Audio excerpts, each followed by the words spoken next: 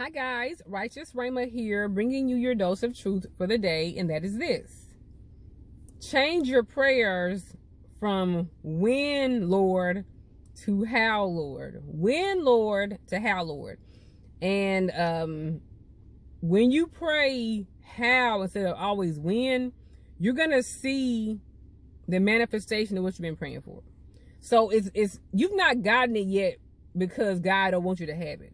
Not because God says it's wrong or it's sinful. Not because it'll lead you to sin or to turn against God. Not because it'll be something that you're going to regret praying for. No, it's really the methodology. God is like, I can give it to you. I can just say, you'll get it on April 26, 2022, around 2:39 Central Standard Time. And you will have it. But God is like, I love you so much. I'm going to encourage you to ask. I'm going to ask you to ask how, Lord, not when, Lord, not a date, not a time. Because see, you think that all you need is a date and a time, and you're going to have it, you're going to enjoy it, you're going to have it forever, you'll never lose it. But God is wanting some of you all to know that it's not about when, Lord, it's about how, Lord. Because there are some things God wants you to get for yourself. I had one verse that came to mind, well, two came to mind actually. But one that came to mind is from Deuteronomy 8. And there's also Joshua 1. So Deuteronomy 8 says, you shall remember, this is Deuteronomy 8:18, you shall remember the Lord your God, for it is he who gives you power to get wealth. So God is already giving some of you all power to get what you want. Whether it's wealth, relationship, promotion, whatever you want, business. God is like, I'm not going to give you the wealth. I'm not going to give you the book or the marriage or this, that, and the third. I've already given you the power to get it yourself. And I'm thinking about like my niece. I was using my niece as an example because she's the only child I'm around all the time. So my niece, she'll be 5 next month, and she's very spoiled. She's the only grandchild in the family. She's the only grandchild of my father and my stepfather and my mother. And she's very spoiled. So when she gets tired, it's a little tired, let's say we're going to a mall or a festival or something like that, she wants your mom to pick her up. Now she'll be 5 now. She's a big girl. She's not a big girl, but she's about 5 years old. So she wants her mom to pick her up. And so that's what some of you all want. Even though you all have, my niece is totally healthy. She has no disability, no physical therapy needed. She's a totally healthy, active, rambunctious child. But when she gets tired, she wants mommy to pick her up and carry her around a big old mall, a big old festival. And my sister, she'll do it because my niece is spoiled. I won't do it, but my sister will do it. Now, God won't do it. God, he's like me, he won't do it. God is like, I'm not going to give you anything that you can get for yourself. I gave you the ability to walk. I gave you muscles, ligaments, tendons, bones. You got what it takes to carry yourself, to do it yourself. And so what we want God to make us forward. We want God to do things that we can do for ourselves. He's like, why would I do it for you, even 10 million other people, when you can do it for yourself? So he's giving us the power to get wealth. Okay?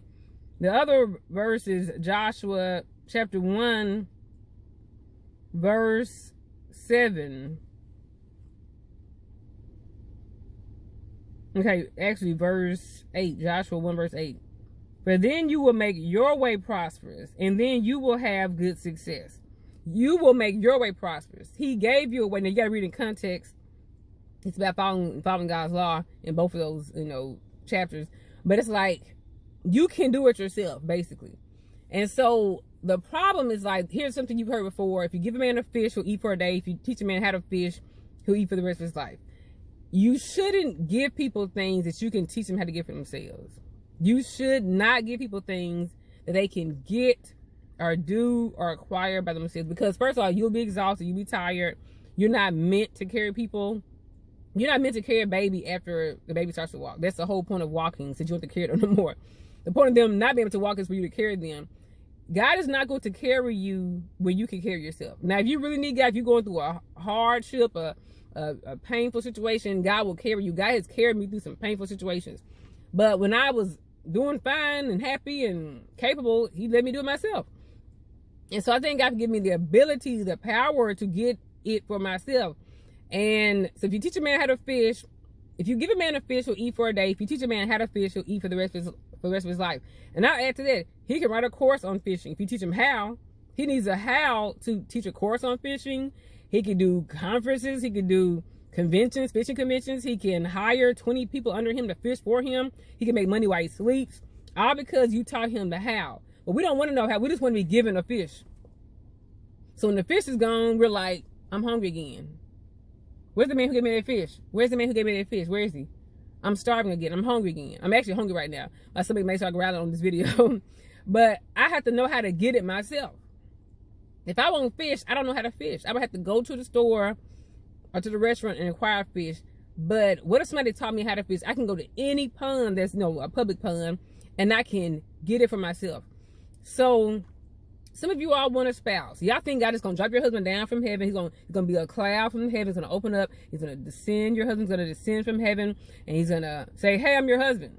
Or same thing for men. You want your wife to come down from heaven right there. I'm your wife. You want a job, a promotion, a book, a business, everything is to drop down from heaven. And God's like, that's not how it's going to come, because if you get it now, you can obtain and attain, O-B-T-A-I-N or A-T-T-A-I-N, but you won't know how to maintain.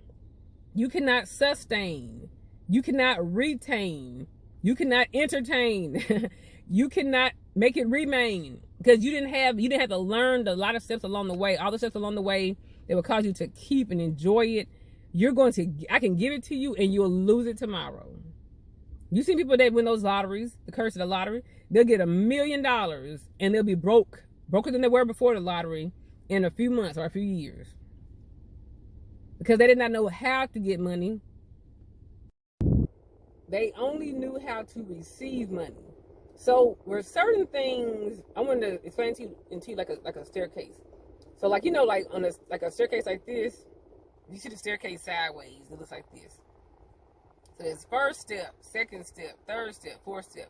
So sometimes what we want is for God to give us something on the fourth step. We want a fourth step blessing. And then when we get it, we're like, this was so much fun, this is so enjoyable. But when it runs out, we're like, how do I get that back again?